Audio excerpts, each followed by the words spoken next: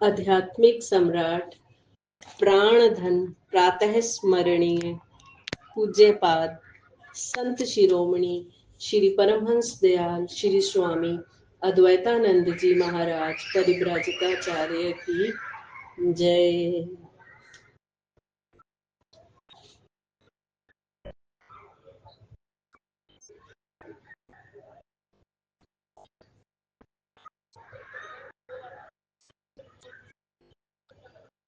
रूहानी शहंशाह, अनंत श्री विभूषित, ब्रह्मनिष्ठ, ब्रह्मश्रोत्रिय श्री 1008 श्री सतगुरुदेव स्वामी स्वरूपानंद जी महाराज की जय।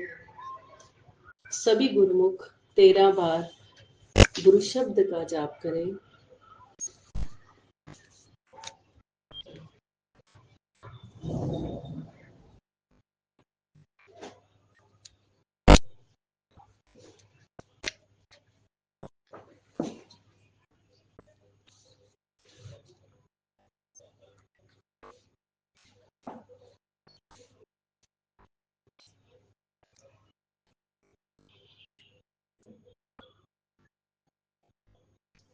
गुरुमुखों, आज हम लक्की मरवत आश्रम के निर्माण के बारे में पढ़ेंगे। कुछ दिन टेरी में विराजमान रहकर श्री महाराज जी फिर लक्की मरवत पधारे। सीमा प्रांत में इसी स्थान को श्री महाराज जी ने अपनी गतिविधियां और सत्संग प्रचार का मुख्य केंद्र बनाया। उन दिनों इस स्थान का निर्माण कार्य चल रहा था। 4 दीवारी के मुख्य द्वार की चौखट लगा दी गई थी। इस क्षेत्र के पठान वहां के हिंदुओं को बहुत तंग दुख देते थे। एक रात ऐसी वृत्ति वाले कुछ पठान वहां आकर कृष्ण द्वारा स्थान का दरवाजा उखाड़ कर ले गए।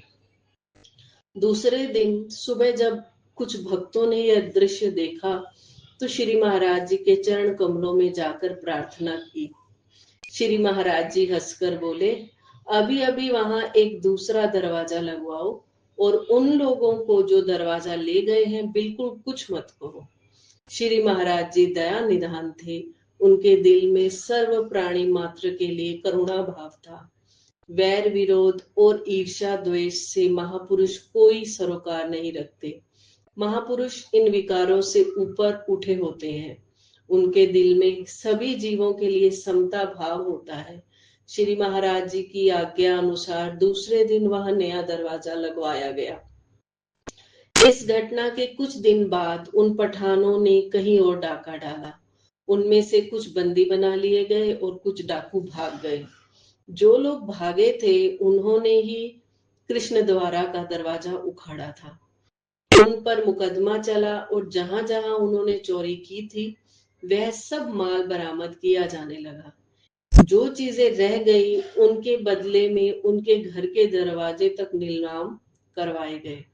वे दरवाजे और दूसरा सब सामान बाजार में कृष्ण द्वारा के सामने से जब ले जाया गया तब लोगों ने देखा कि उस सामान में कृष्ण द्वारा का दरवाजा भी पड़ा था।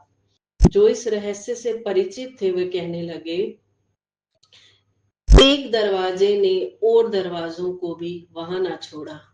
यानी गुरु महाराज जी का जो कृष्ण द्वारा का जो दरवाजा उखाड़ा था उस एक दरवाजे की वजह से वो चोर पकड़े गए और वहां पर बाकी सब जो सामान था वो भी नीलाम हो गया। भला संतों से कोई ईर्ष्या द्वेष करके कैसे सम्मान संपन्न हो सकता है। जिन लोगों ने यह दरवाजा चुराया था उन पठानों के घर वालों ने आकर श्री महाराज जी से अपने अपराध के लिए क्षमा मांगी और ये शब्द कहे कि मालिक ने हमारे जुर्म की हमको सजा दी है। साथ ही उन्होंने इल्तिजा की, हजूर हम गरीबों पर मेहर की नजर रखें। उनके पश्चाताप भरे ये वचन सुनकर श्री महाराज जी बोले, यहाँ तो सब काम स्वयं हो रहे हैं, हम किसी को दुआ या बददुआ नहीं देते। मालिक के प्यारों के दिल में किसी की बुराई का ख्याल ही नहीं उठ सकता। आप सच्चे दिल से उस मालिक से माफी मांग लो, हमने आपको माफ कर दिया, आप बेफिक्र रहो। श्री महाराज जी लक्की मरवत में विराजमान रहकर पीयूष धारा बहाने लगे। सत्संग की इस अमर सरिता में लक्की निवासी प्रेमी डुबकी लगाकर अपने जीवन ध्येय रूपी अनमोल मोतियों को प्राप्त करने लगे।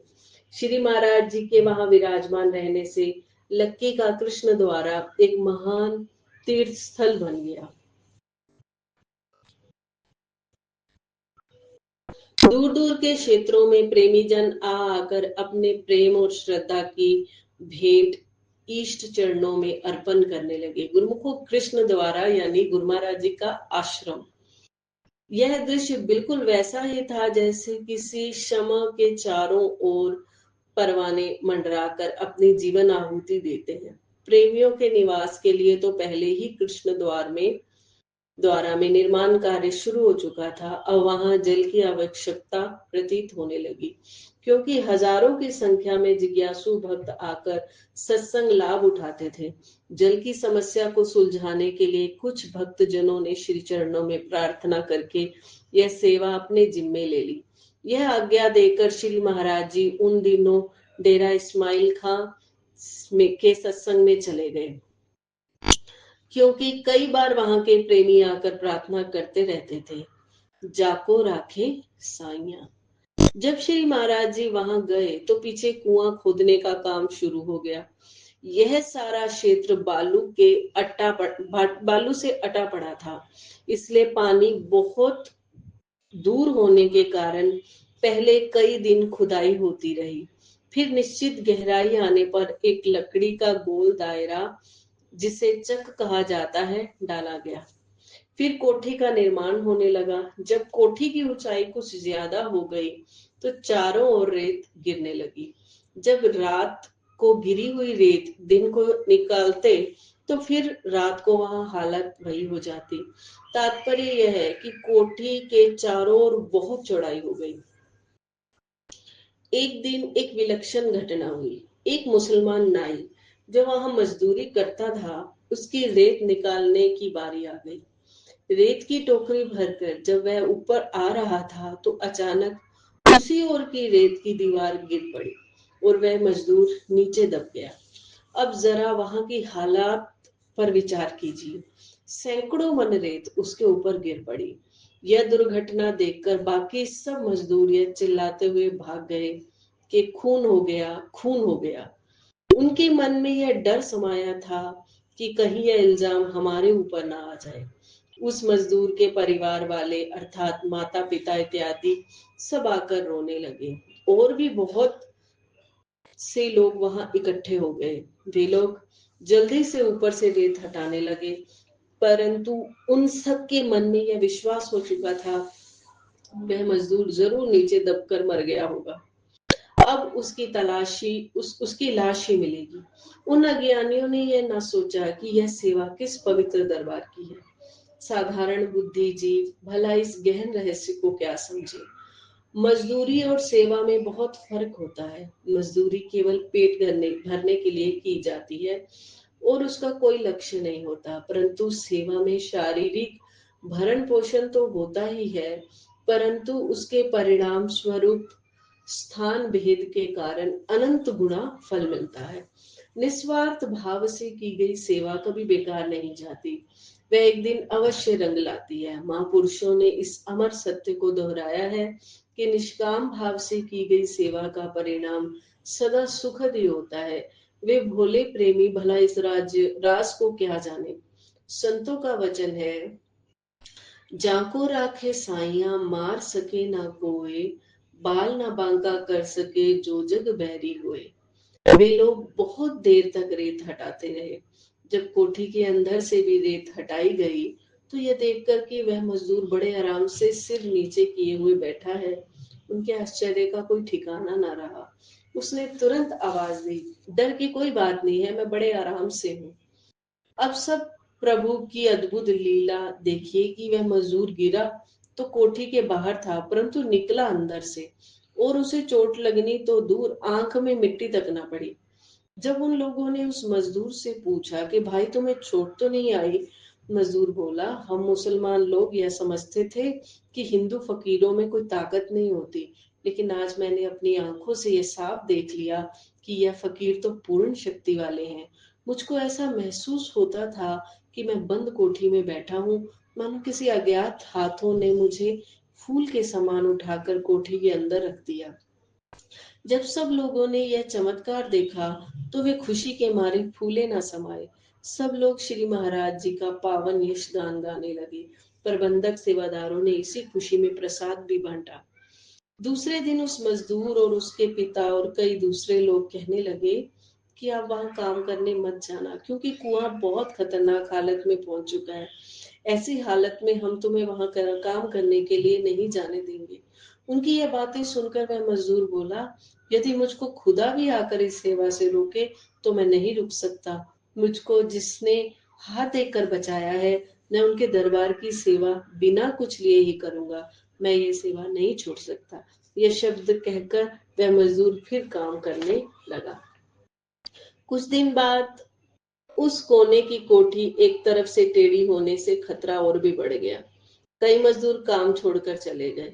तब वहां के प्रबंधक सेवादार भक्त हेमराज जी, स्वामी निज आत्मानंद जी और भक्त सिद्धू राम जी, स्वामी हरदेवानंद जी ने श्री महाराज जी के चरण कमलों में एक प्रार्थना पत्र डेरा इस्माइल खान में भेजा।